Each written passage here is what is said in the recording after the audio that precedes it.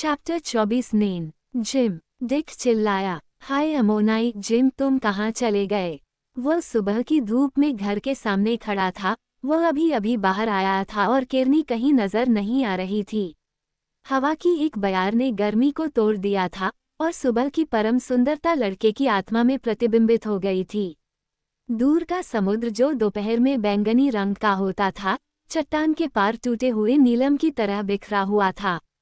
हवा से हिलते हुए लेगून में ऐसे रंग दिखाई दे रहे थे जिनकी कल्पना मनुष्य नहीं कर सकता, ऐसे रंग जो अपनी अंतर्निहित चमक से जीवित लग रहे थे, जो पास के तालाबों के चमकदार नीले रंग से लेकर डूबे हुए सड़े हुए मूंगे के बैंगनी और बैंगनी रंग तक फैले हुए थे, जिसके आगे नाचता हुआ नीलम था जो चट्टान की रेखा को धो रहा था। सबके ऊपर हवा, फूल, नीला आकाश और सीगल, लेकिन केरनी कहीं नजर नहीं आया। फिर जब डिक ने फिर से पुकारा तो लड़की घास के दूसरी ओर के पेड़ों के बीच से बाहर आई। केप के उस पार लेगून में डुबकी लगाने के बाद वह तरोताजा थी और उसके बालों में एक लाल फूल था जिसे एक धागे की लता से पीछे बांधा गया था। वह घास के मैदान को पार कर गई और लड़के ने उसे देखकर अब केरनी के बारे में चिंता करना बंद कर दिया और नाश्ते की तैयारी में लग गया। अगर वह इतना व्यस्त न होता तो शायद उसे उसमें कुछ अंतर नजर आता। वह निश्चिंतता से और एक बेपरवाही और सहजता के साथ चल रही थी जो उसके लिए नई बात थी। आम दिनों में वह अपने खाने के लिए ऐसे आती थी जैसे कोई जानवर आता है, एक जानवर जो पूरी तरह से वश में न हो और थोड़ा बहुत अविश्वासी हो, थोड़ी दूरी पर अपना स्थान ले लेता है और विनम्रतापूर्वक लेकिन सतर्कता से ईश्वर के निर्णय की प्रतीक्षा करता है। अब यह अलग था। वह डिक के करीब आए और मदद करने की जरा भी कोशिश किए बिना उसे देखती रही। जब भोजन तैयार हो गया तो वह अपनी सीट पर बैठ गई, ठीक उसी तरह जैसे केरनी बैठा था और मदद की प्रतीक्षा किए बिना खुद ही भोजन लेने लगी। यहाँ तक कि डिक ने भी अपनी तीव्र भूख को संतुष्ट करते हुए अब उसमें आए बदलाव को नोटिस किया। उसे नहीं पता था कि यह क्या था और उसने सोचने की जहमत नहीं उठाई, फिर भी किसी अजीब तरीके से यह उसे परेशान कर रहा था। केरनी के साथ वह और कटफा हमेशा अधीनस्थ रहे थे। अधीनस्थों के बीच हमेशा एक बंधन, एक गठबंधन होता है, चाहे वह कितना भी अस्पष्ट और अलिखित क्यों न हो, मालिक के खिलाफ। युवावस्था ने मदद की थी और दोनों ने अपना एक छोटा सा समाज बनाया था जिसमें डिक नेता था। ये रिश्ता आज सुबह केरनी की अनुपस्थिति और कटफा की हरकतों से अजीब तरह से बिगड़ गया था, जो पहले कभी नहीं किए गए काम कर रही थी, एक अलग रवैये में बैठी थी और आश्वासन और उदासीनता के एक नए लहजे में बोल रही थी। डिक को लगभग ऐसा लगा कि उसके साथ कुछ हुआ है।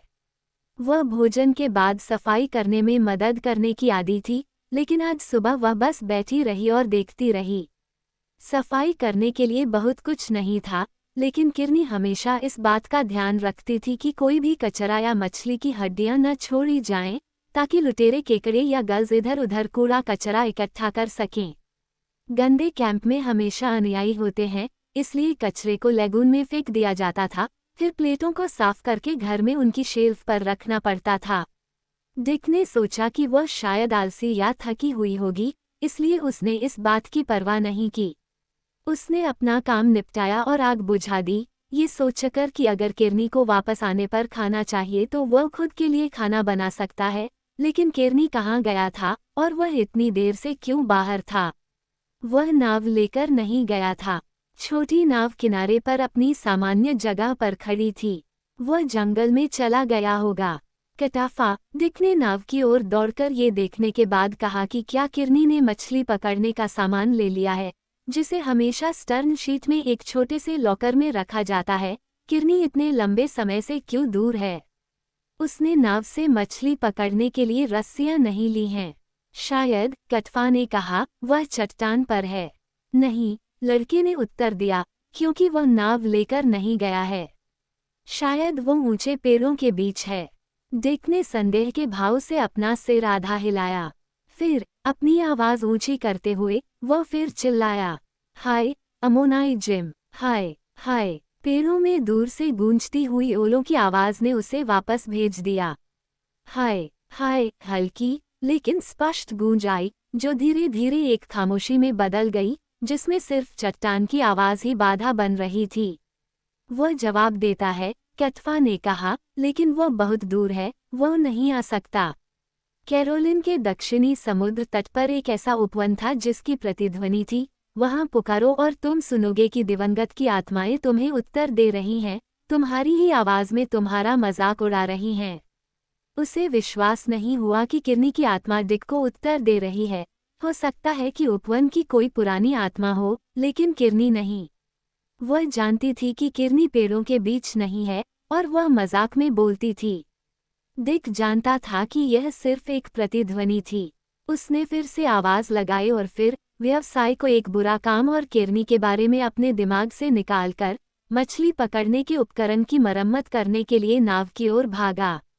जब उसने काम पूरा कर लिया तो वह उसे मछली पकड़ने के लिए वापस ले आया और पाया कि वह एक बहुत बड़े दादाजी नारियल और मलबे से बचाए गए बार्लो चाकू में से एक के साथ व्यस्त थी।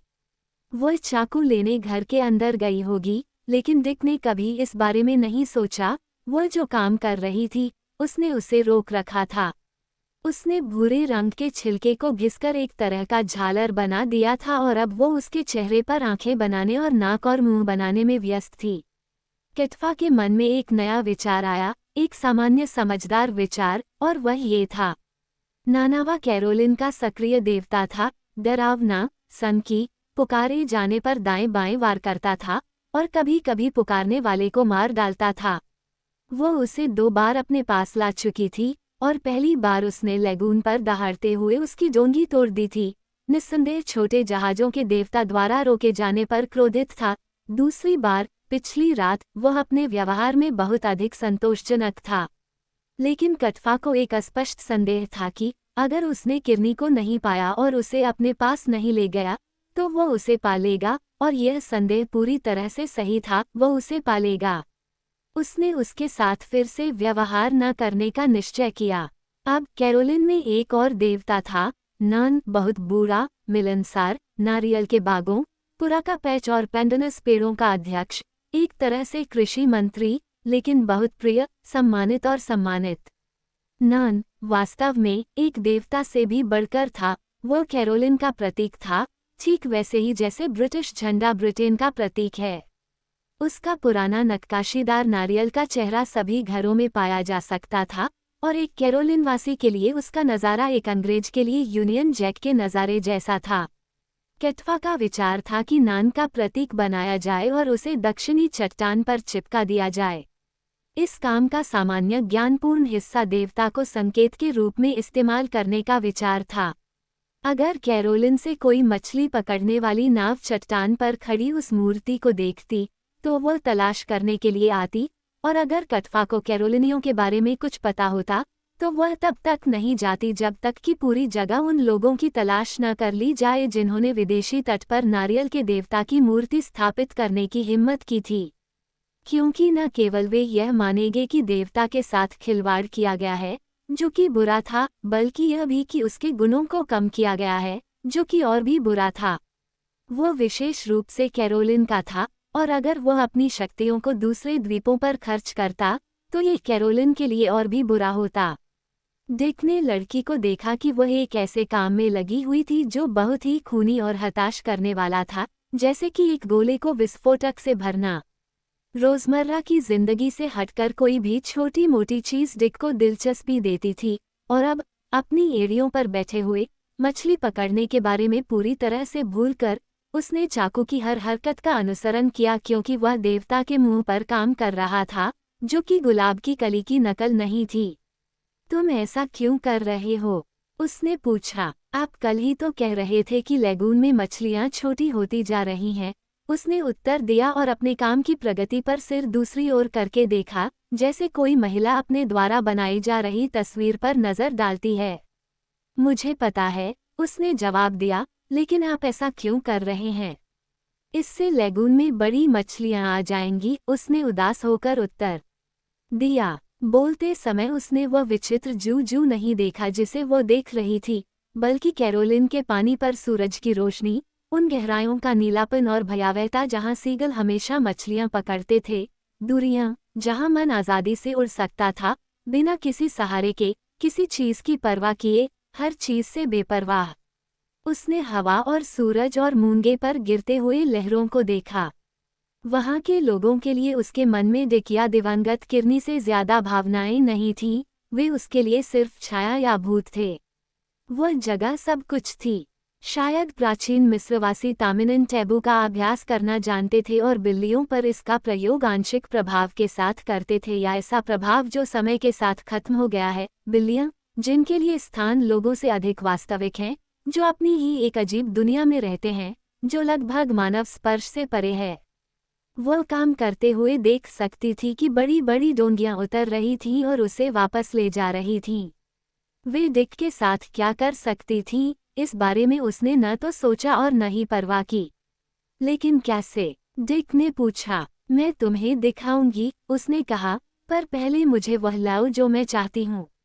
उसने उसे कुछ निर्देश दिए और वह कुल्हाड़ी लेकर बाग की ओर चला गया। लगभग आधे घंटे बाद वापस लौटा और अपने पीछे एक 8 फुट लंबा पौधा घसीटता हुआ लाया, जो मछली पकड़ने वाली छड़ी की तरह सीधा था, जिसकी जड़ 4 इंच मोटी थी और धीरे धीरे उसके सिरे पतले होते जाते थे। उसने पौधे की नोक की जांच की। फिर नारियल के आधार पर एक छेद करके उसने नोक को इस तरह से अंदर ठोंका कि वह चीज मजबूती से चिपक गई। फिर दोनों ने मिलकर उसे नाव पर चढ़ाया, उसे लंबी दूरी पर इस तरह रखा कि उसका डरावना चेहरा नाव के पिछले हिस्से के ऊपर पानी की ओर देख रहा था। उसमें सवार हो गए और धक्का देकर निकल गए। डिक ने उसके निर्देशन में नाव को चलाया, पतवारों का इस्तेमाल इच्छाशक्ति के साथ किया और बड़ी मछलियों को आकर्षित करने के इस नए खेल से बेहद रोमांचित था। उसे उम्मीद थी कि वे नाव के पीछे आएंगी या इस अजीबोगरीब चारे से ललचाकर लैगून में ऊपर आएंगी। हालांकि कुछ भी दिखाई नहीं दिया। नाव लैगून की लंबी भुजा से बिना पीछा किए आगे निकल गई। ड्रेक और उससे आगे धधकते समुद्र के दृश्य को पार करते हुए रीफ के दक्षिणी हिस्से में पहुंची और बंध गई। आज सुबह हवा ताज़ा थी और रीफ के बाहरी तट पर लहरें घुमावदार और साफ थीं, जैसे कि एक्वामरीन से काटी गई हों, बर्फ और गरज के साथ फट रही हों, मूंगे पर चादरें बना रही हों और वापस खींच रही हों, केवल बनने और फिर से फटने के लिए। हवा स्प्रे और सीगल की म्याऊं और समुद्र के 1000 वर्ग लीग की खुशबू लेकर आई। कैटफा, उसके बाल हवा में उड़ रहे थे, एक पल के लिए दक्षिण की ओर देखते हुए खड़ी रही। दक्षिण, जहां कैरोलिन था, महान लैगून, अपनी 40 मील की चट्टान की पट्टी में अपने धुएं और गीत को आकाश में भेज रहा था और सूरज दूरियों को धुंधला कर रहा था। फिर वह डिक की ओर मुड़ी, जो उसके बगल में खड़ा होकर नैन को सहारा दे रहा था। वह अभी तक ये नहीं बता पाया था कि चारा किस तरह इस्तेमाल किया जाना था। अपने पिता से पैदा हुए सामान्य ज्ञान के साथ उसे पूरा मामला अव्यावहारिक लगने लगा था। हालांकि उसने कुछ नहीं कहा, और जब वो मूंगे में दरार या पौधे के आधार को लेने के लिए कोई सुविधाजनक छेद ढूंढने लगी, तो उसने मदद की। उन्होंने लगभग 3 फीट गहरी एक दरार ढूंढी, खंभा खड़ा किया, उसे ढीले मूंगे और रेत के ढेरों से हिलने से बचाया और फिर अपने काम को देखने के लिए खड़े हो गए। वह चीज भयानक, शानदार थी और उस पर दक्षिण समुद्र की मुहर लगी हुई थी। हवा ने उस चीज के सिर पर झालर उड़ा दी और जैसे ही पौधा हवा में थोड़ा हिलने लगा, विचित्र और मुस्कुराता हुआ सिर कैरोलिन की ओर सिर हिलाता हुआ दिखाई दिया। इहू, डिक चिल्लाया, लेकिन इससे बड़ी मछलियां कैसे आएंगी? वे वहीं से आएंगे, कैटफा ने दक्षिण की ओर इशारा करते हुए कहा। डिक ने दक्षिण की ओर देखा। उसे समुद्र, सीगल और आकाश के अलावा कुछ नहीं दिखाई दिया। फिर वह नाव की ओर मुड़ा, लड़की उसके पीछे चल रही थी।